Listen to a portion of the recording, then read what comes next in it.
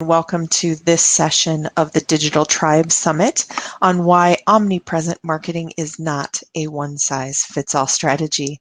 I am your host, Jennifer Radke, and I look forward to chatting with you this morning about choosing the right platforms for your business. Just quickly, a little bit about me. I am the current CEO of the National Institute for Social Media, where we offer a social media strategist certification. I actually was certified myself before becoming a leader within the organization back in 2014 and have enjoyed keeping up that certification. It's also been my pleasure to be a speaker internationally and across the US. I enjoy training and helping others have those aha moments. And so I'm hoping that you'll have some of those today as well. A couple more personal items. I live in Minnesota and I am the mom of 2 teenagers. They keep me very, very busy. Today, if you do feel like you want to have a conversation happening, because this is a pre-recorded session, I won't be able to answer your questions live and in the moment. But if you tweet out at NISM Pulse and use the hashtag Digital Tribe Summit, I will be watching for your comments and your feedback and your questions, and I will respond as soon as I possibly can. So let's jump in a little bit. We're going to start by talking about social media and why it's important. As you read in this session's description, there are more than 3,000 social media platforms worldwide, and it's tough for businesses to decide where they should spend their time and their money, and some businesses even question whether or not social media is valuable and whether it's important. So I wanted to start off by looking at some statistics. This is globally from January of 2019. Hootsuite put out this infographic that shows the total population at a little over 7.5 billion. Mobile users at 5 billion. Internet users at 4.3 billion. And then you've got active social media users at 3.4 billion. That's half or 45% of the entire world's population. We are spending time on social media. Even those who say they hate it are likely in or involved with some form of social media. And when we think about that size of population, how do we go through and choose not only what platforms to be on, but how to engage and really reach the most people that are right for us? That is a little bit about what we're going to talk about this morning.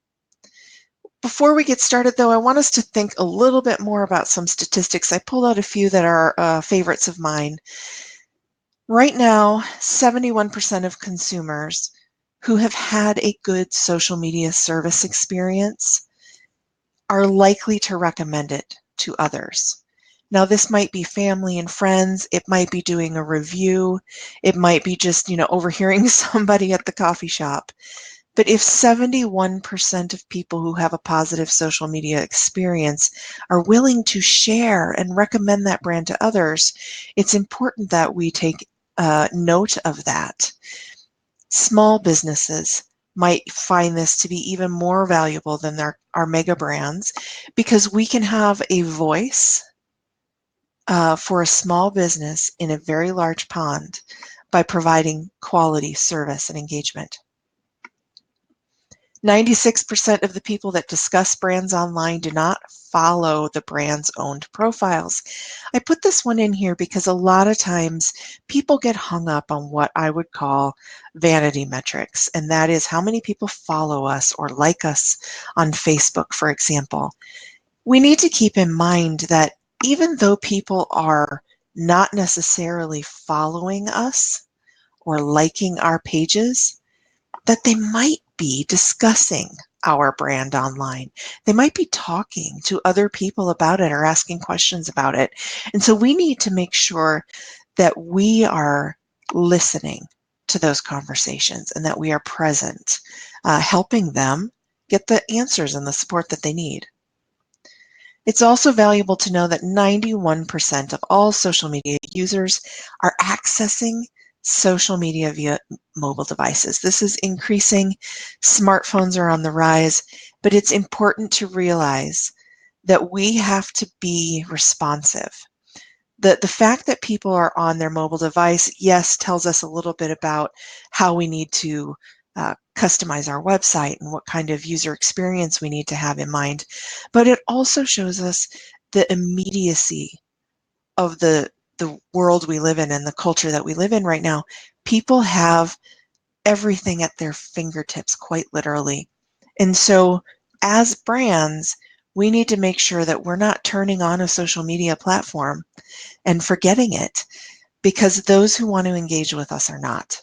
They're keeping us, right there in the palm of their hand and making sure that they're accessing what they need when they need it. There are a lot of benefits to social media, and yes, there could be some potential drawbacks as well. Today, we're going to focus only on some of the benefits. For businesses or brands, these are a few. If you have additional benefits that you think of this morning as we're talking, please feel free to tweet those out, because I'd love to hear your thoughts on this. But some benefits around social media can be adding proof for the organization. It's that social proof. So, 10, 15 years ago, having a website was what made a business, kind of legit. Well, now people are looking to social media platforms to legitimize a business or to check in to see if it really is as high tech or as influential as it claims to be. So that proof also allows folks to engage with our website, so it drives traffic, right? When we're on social platforms and people want to learn more about our brands, we can drive them back to our website, and social has a huge part in that. Social media can also increase search engine optimization, or SEO. I talk to individuals often about the use of Twitter, and many people are afraid of Twitter or don't understand that platform. And so one of the things that I tell them about a benefit of Twitter is that it can help them be found in Google.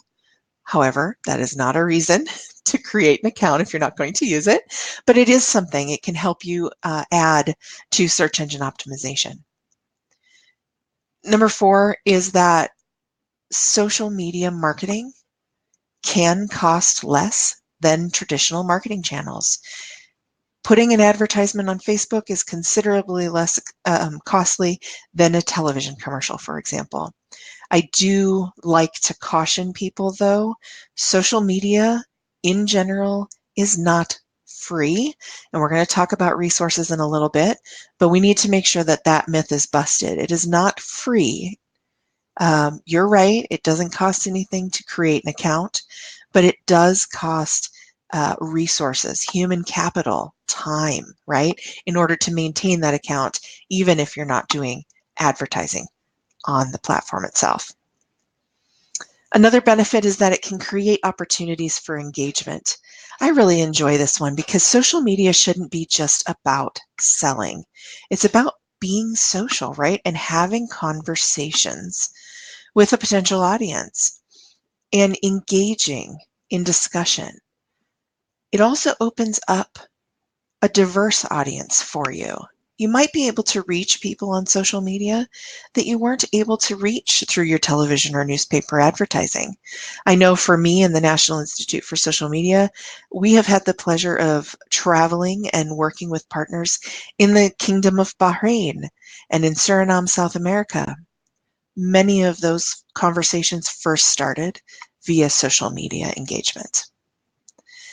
This also allows us to create new business opportunities, new partnership, connect with potential clients. It can also increase customer loyalty. We can have brand ambassadors or people who want to engage with our brand more than just having a transactional purchase. Social also allows us to really humanize our brand. And if you're not kind of getting the feeling through the conversation so far, It really is about conversation. And when we have true and authentic conversation, it allows us to be human, allows our brand to have a face, and really engage with users in a different way. Now, some of you might already be going, okay, Jen, this is just too much. Not even sure where to get started. If I think about all those benefits, then I really want to be out there and connecting with as many people as possible. Okay, hold on, take a deep breath. We're going to get to the meat of things now. I am going to help you in just 4 steps figure out what some of the best platforms might be for your organization. Now, you're going to have to do the hard work, right? Which is you're going to have to answer some of these questions. But I'm going to walk you through this process of what are 4 things you really need to look at to determine where you should be online and how that looks for your brand. So let's jump into number 1. The first piece is knowing your audience. Many businesses are unclear, or they try to encompass way too much in their reach. So we need to focus in, and we really need to be clear about who our customers are. One example that I often give, and I apologize if there are any real estate agents on the webinar this morning, but real estate agents, oftentimes I will ask them, who's your ideal client? And I'll be told, anyone who wants to buy or sell a house. Well, the challenge for me in that is it's a little bit muddy because I might be talking to a real estate agent in LA. Well, I'm in Minneapolis.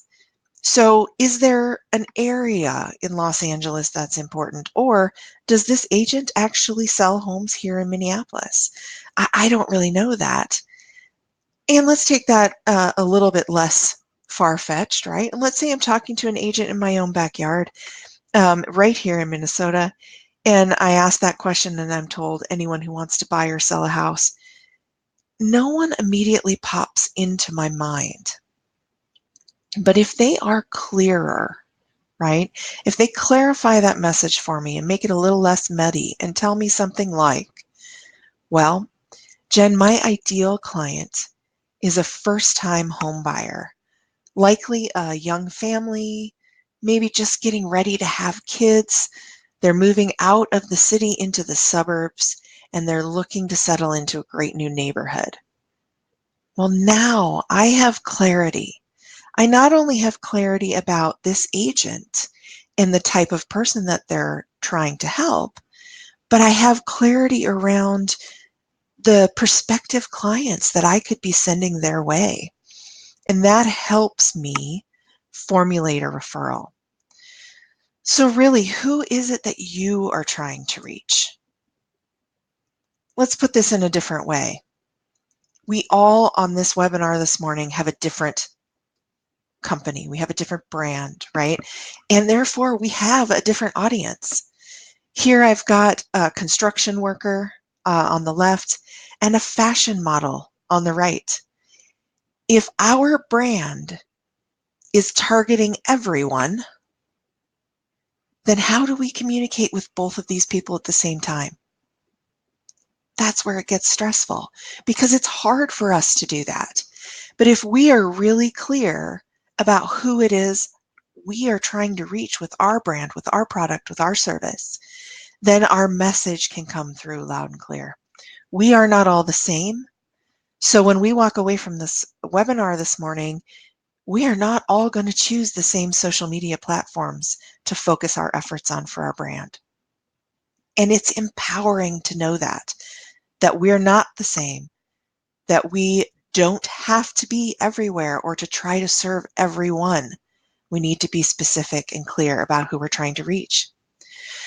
So when we think about our audience, we have to do a couple of things. Yeah, there's the easy stuff like the demographics, right? Age, gender, ethnicity, geographic location. But social media opens up just a plethora of information for us. So we can also look at psychographics, needs, wants, beliefs. hobbies, interests. What is it that our audience cares about, right?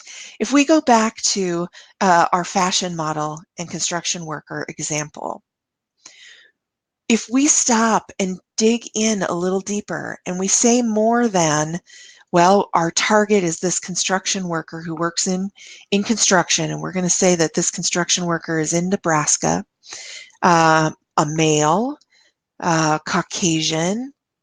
Yeah, he's probably, 35 to 50, which is a pretty big range, right? So we might want to narrow that in.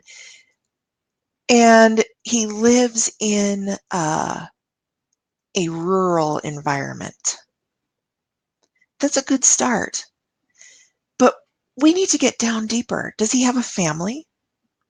Does he value safety in the workplace? Does he believe that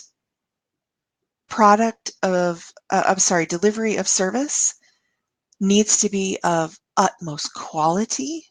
Or is he about getting as many projects done as possible? Right? So there's more conversation that we can be having about who this audience is and what's important to them. Oops, excuse me. There are a couple of questions that we also have to ask ourselves.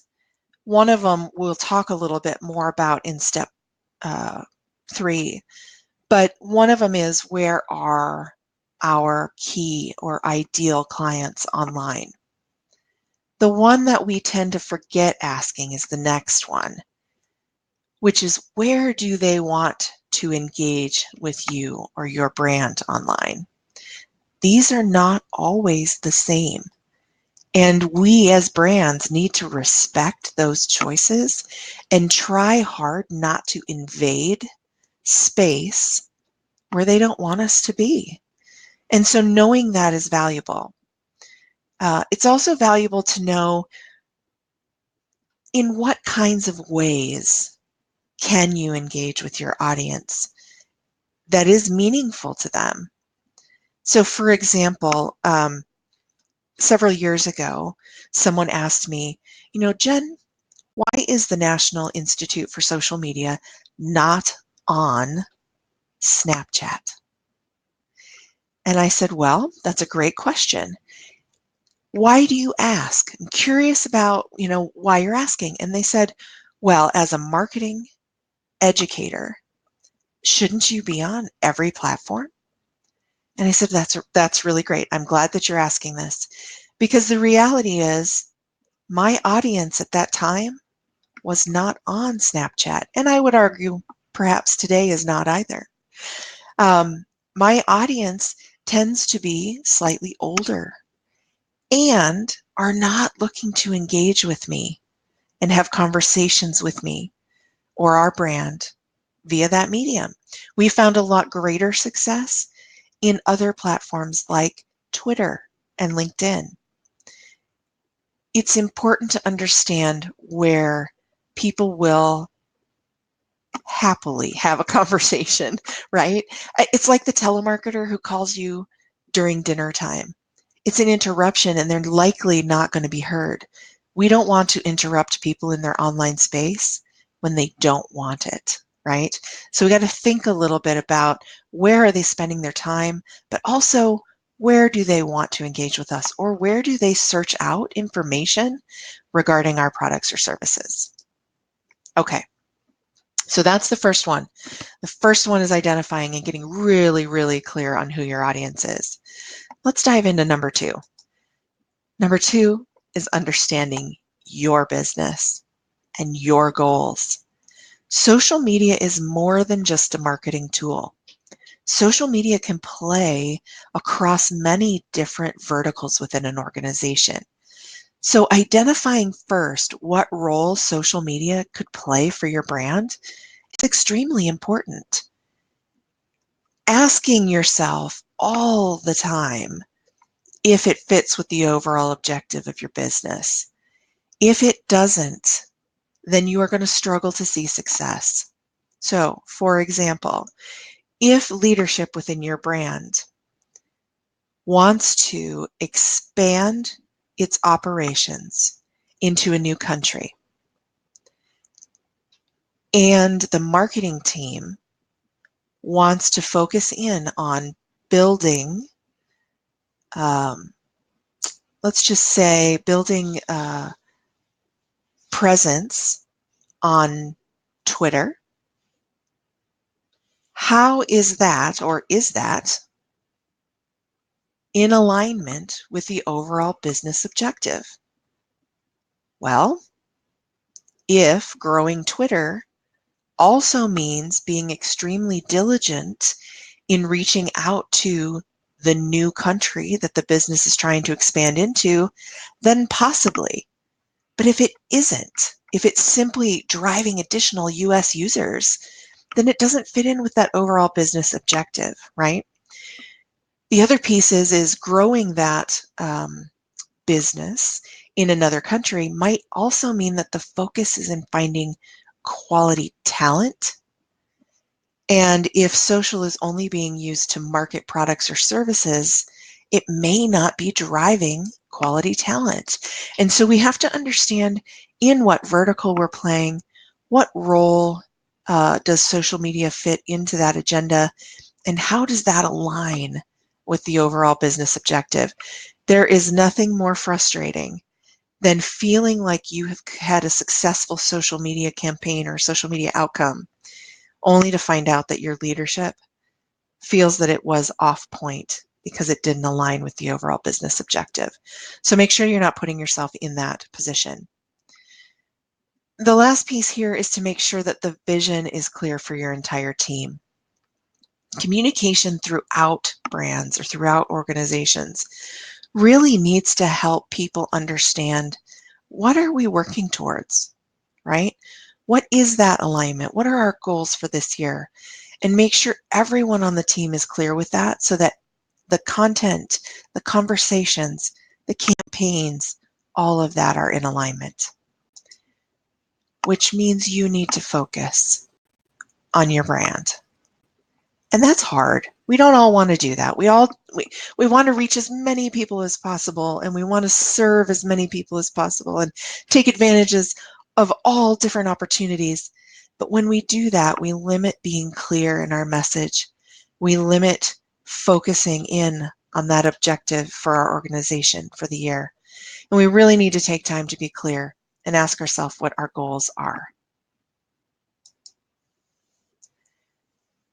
So when we're thinking through this conversation and we know what our goals are, and I would argue that you should always be setting a SMART goal. And I apologize I didn't do a screen for you on this, but if you haven't heard of SMART goals before, go ahead and Google them. But SMART goals contain specific, which is the S, specific clarification about what this goal is. It has a measurement to it. Okay. It is achievable. So you're asking yourself, is this something I can really do or really achieve? It's relevant and in alignment with those overall business goals. And T is it's time bound. You actually set a time limit to it. So a specific, measurable, achievable, relevant, and time bound goal is important to clarify for your entire team. Because then when you come back and you say, okay, here's my brand, and I want to help other people understand my brand, it helps you clarify your message, right? So what is it that you want other people to know?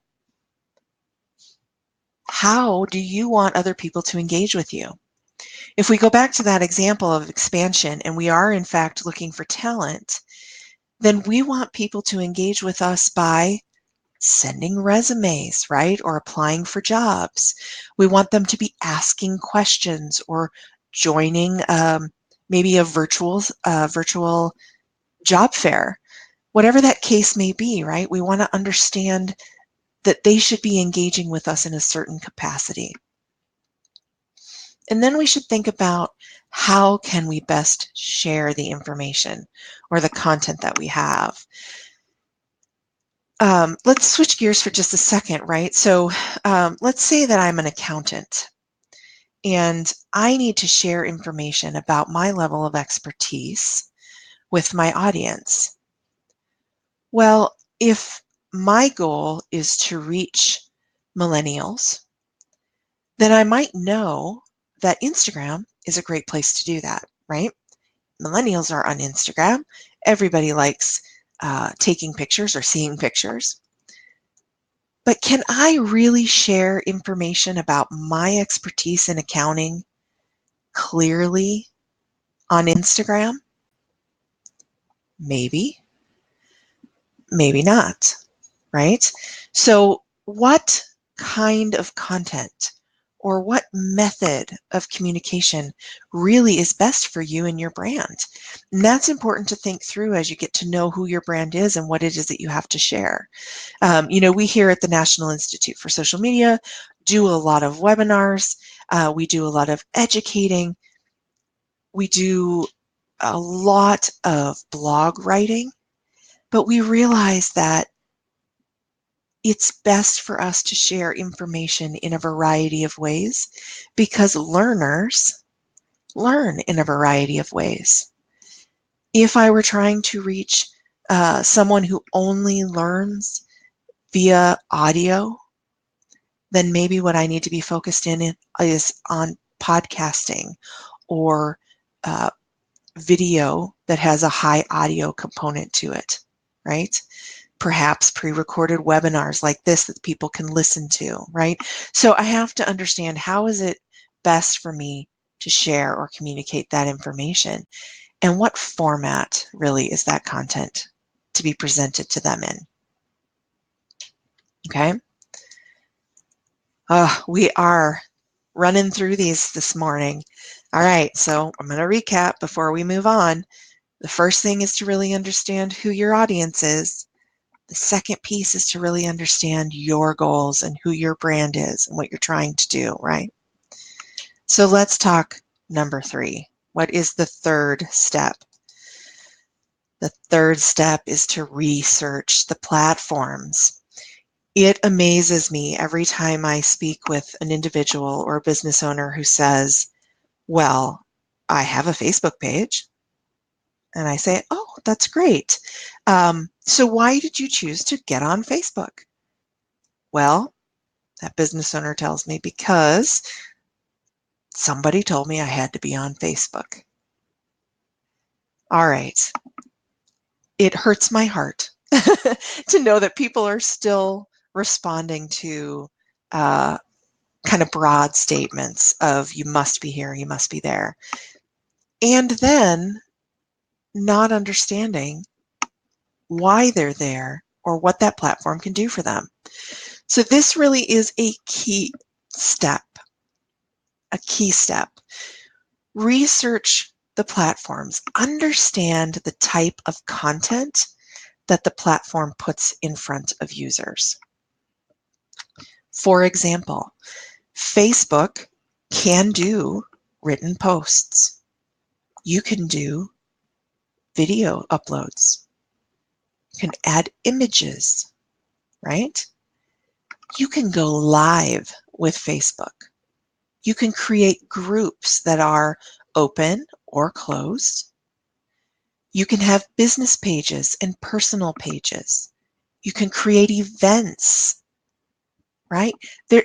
I'm only scratching the surface about some of the functionality that's included in the Facebook platform. But if we don't know the type of content or the functionality of the platform, then we limit ourselves and we're not utilizing the platform to its full degree. We're also not allowing ourselves to fully evaluate the best use case for that platform, right? Pinterest, for example, is another highly visual social media platform. If we don't realize that we can't just put up a long blog post without a visual component deriving to our blogs, we're going to struggle to put something out into the Pinterest world that is valuable, that has meaning, right? So really understand the type of content that can be used on the platform, the different functionalities within the platform. What does it offer us? Does it offer us live video or uploaded video? Do we have the opportunity to create groups? Do we have the opportunity to create events, to put up a poll? You can poll your audience in Facebook and in Twitter. Are these things that we want to do, right? And I know some of you might be thinking right now, hey, Jen, a lot of the platforms are all doing very, very similar things. LinkedIn, for example, has just gone and added LinkedIn Live. Yes, that's true. A lot of platforms have the options of doing similar things. That's where kind of the second piece here comes in, and that's understanding your audience. Where are they? What platform are they spending their time on? Where are they researching your business? I would also argue that it is important to seek dominant platforms in the industry. But what does dominant and industry really mean? Well, for each of us on this call today, it's going to be different, right? A platform that might be more dominant for marketers in the Middle East is WhatsApp, right? That's industry specific. I said marketing. It's a dominant platform. WhatsApp is actually one of the largest globally, but here in the US, it's used very, very infrequently unless you're doing business globally. So what is a dominant platform in your industry? What is a dominant platform for your audience? Where are the people that you are trying to reach? I threw up just a couple of platforms here with some very basic highlights. What I would recommend that you do is you dive into analytics, and I personally enjoy Pew Research, P-E-W Research. They do social media analytics each year that really kind of dive into the number of users on a platform, how many of them are US, where are they located, are they, urban, rural, what kind of salaries do they make, what's their education. I just pulled out a couple here to kind of differentiate the platforms, because as we were talking about earlier, that scenario of, well, all the platforms are starting to do similar things. That is true, but there still are some nuances, right? So LinkedIn, for example, it's very well known as a B2B platform. Now, I would argue that even in a B2B setting, you are still selling or trying to reach humans, and it's humans talking to humans. That Brian Kramer and his H2H is a great thing to look up if you've never heard of the human to human before. But B2B really is a little bit more predominant in that LinkedIn. It's more of a professional networking. People are not going there to find out where you're going on vacation or what your kids are doing in their basketball games. They're going there for hiring, for networking, for business collaboration, right? Most of the users there have a college degree. The majority make more than $75,000 a year. There is a higher percentage of users coming from an urban or suburban area. These are some important highlights, right? And they help us kind of decide, does this sound like our audience? When we look at a platform like Twitter, we can see it leans younger. When I say that, I don't mean teenagers. We're still looking at folks in their 30s and 40s, might be a little younger in some areas. Twitter, though, is much more location diverse. If you are doing things international, you might find that there are more users in the part of the world that you're trying to do business. Twitter also lends itself to quick bursts of content, smaller bite-sized bursts, because you are limited to 280 characters. So how creative or conversational can you be in small bursts of content? A lot of people are also going to Twitter for news. So news outlets or folks who are trying to keep up with political changes. And no, I did not make a reference to our presidency. I just mean social and economic changes. It is also a great listening tool.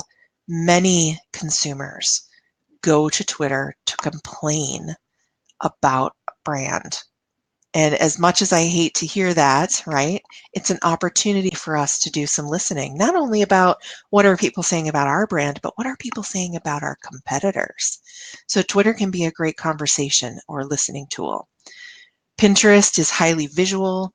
It's 45% women. Industries that are very popular there are things like retail, fashion, do-it-yourself, home improvement, decorating, food. I mean, I personally have used it for birthday parties and recipes, right? It's really great for visual products and driving people through, but it also has a component where you can purchase.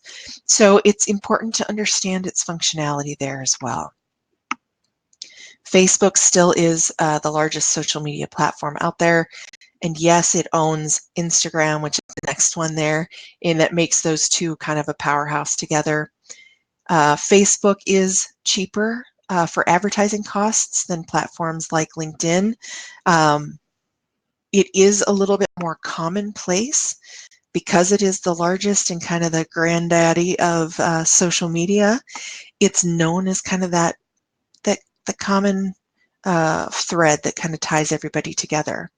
It does have a ton of multimedia options, and there are a lot of functionality pieces to Facebook. Instagram is highly visual, leans towards women, a younger audience. Again, very great for visual products. So these are just a few platforms, right? But I wanted to give you kind of an overview of what this looks like or could look like when you're looking at what can the platforms do for me and for my business. Want to make sure I didn't miss something there. Nope. Okay. We are on to number 4, the final step in this section of choosing your platform. All right. This comes down to resources. So I alluded a little bit to this early on in our webinar today. Social media costs money. And it may not cost money in the way that you're thinking, right?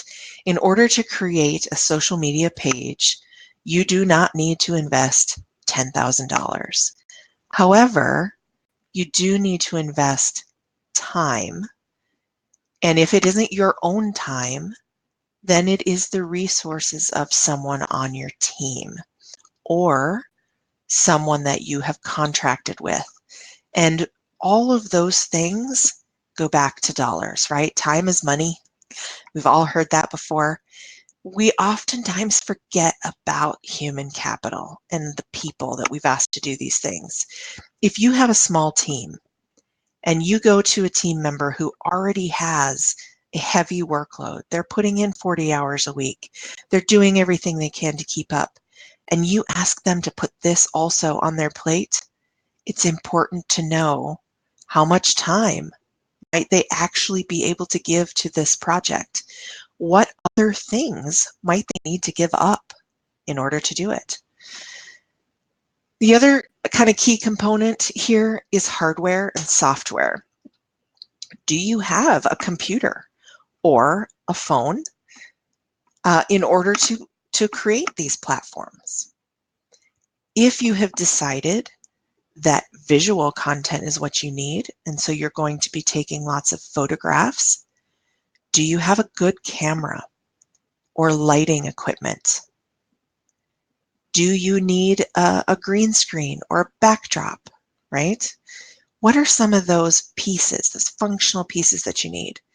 If you've decided that YouTube is really where you're going to spend your time putting together how-to videos or explainer videos, CPAs might find a great opportunity to really do short videos on Q&A stuff that business owners might want to ask their CPA.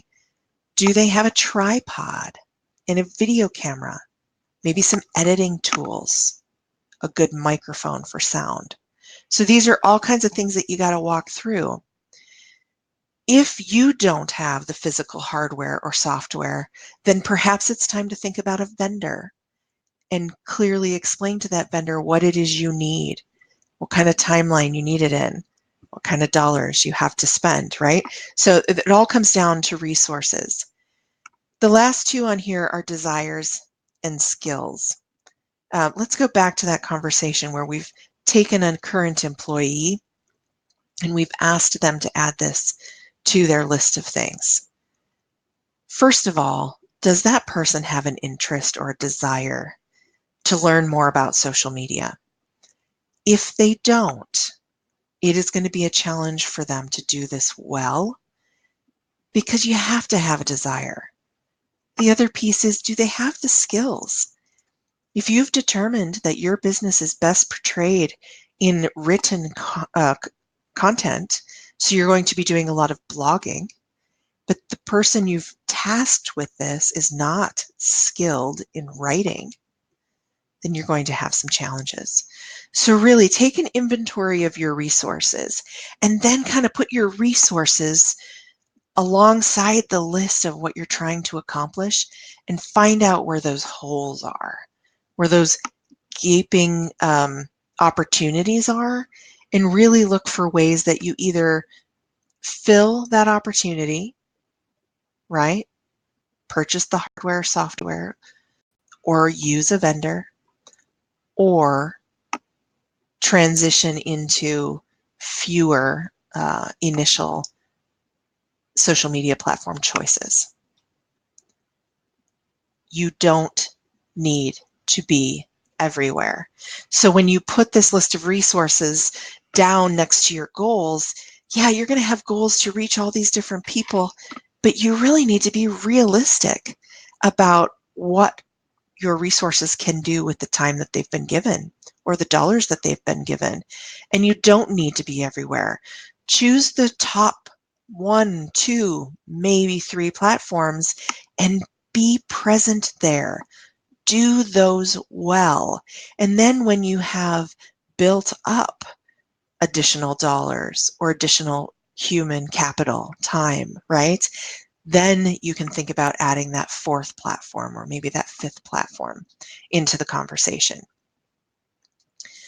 Social success really is about understanding your audience, adding in an understanding of your brand, researching that functionality of those platforms, and clearly identifying your resources.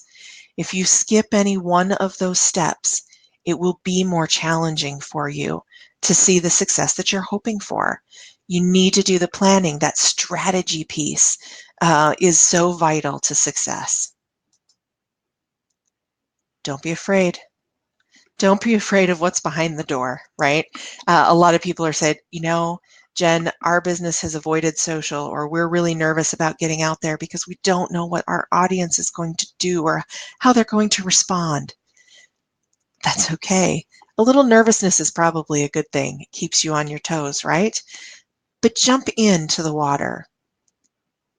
I want to give you a couple of additional bonus tips, if you will.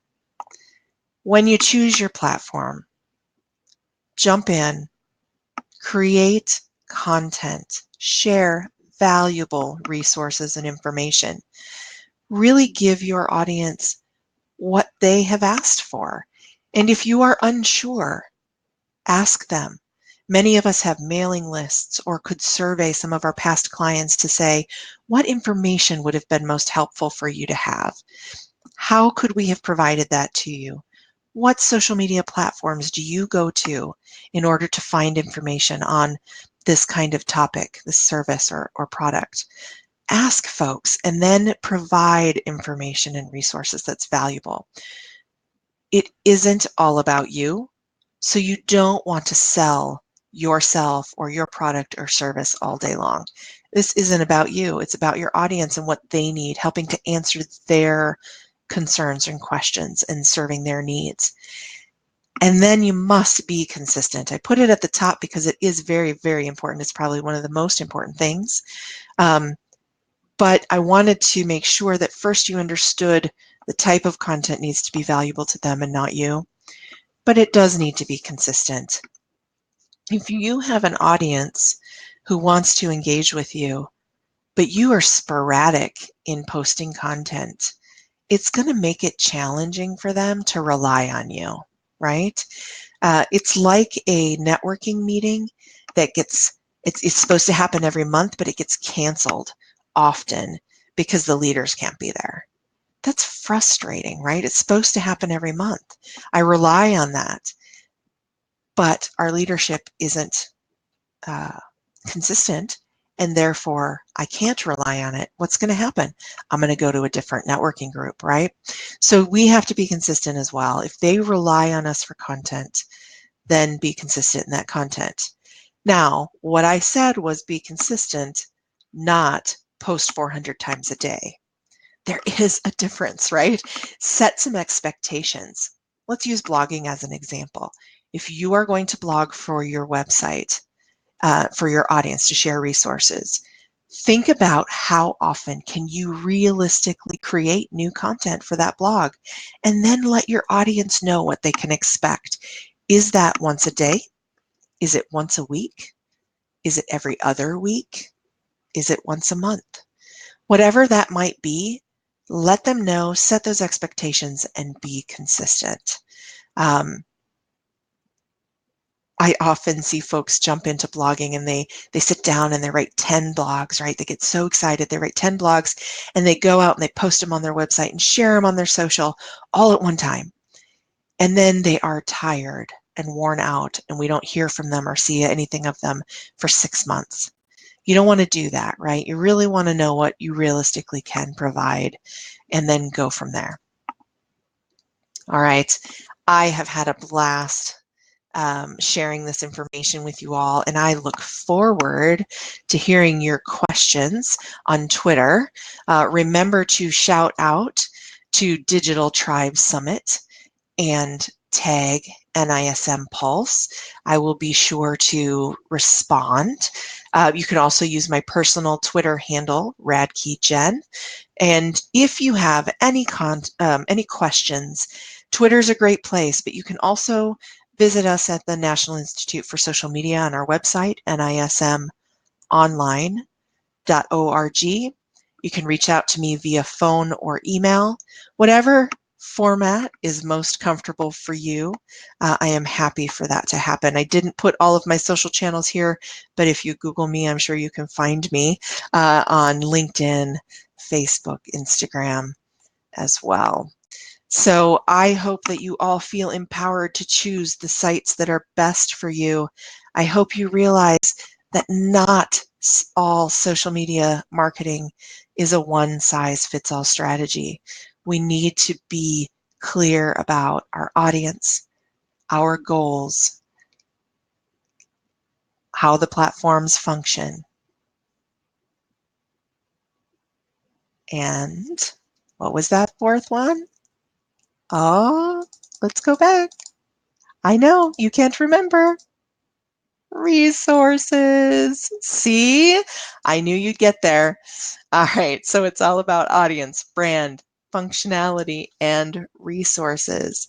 Make sure that you look at each of those pieces, right? And really understand what it is you're trying to accomplish. Thanks again for joining me this morning. I hope you have a wonderful rest of the Digital Tribe Summit.